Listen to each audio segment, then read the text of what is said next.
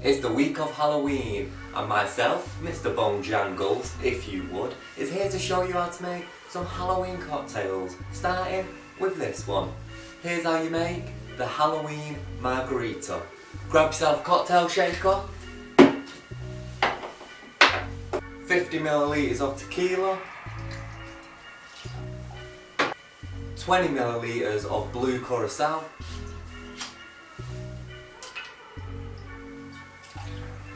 30 millilitres of lime juice. Next, what we're going to do, we're going to grab ourselves some black food colouring, like so, and we're going to squirt in 1, 2, 3, 4 drops. Lid on, give that shake.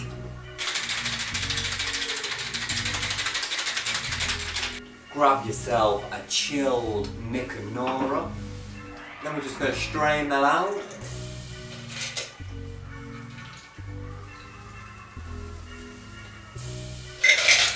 And what you should have is this kind of dark blue, midnight sky-like colour. And that right there, that is the Halloween Margarita.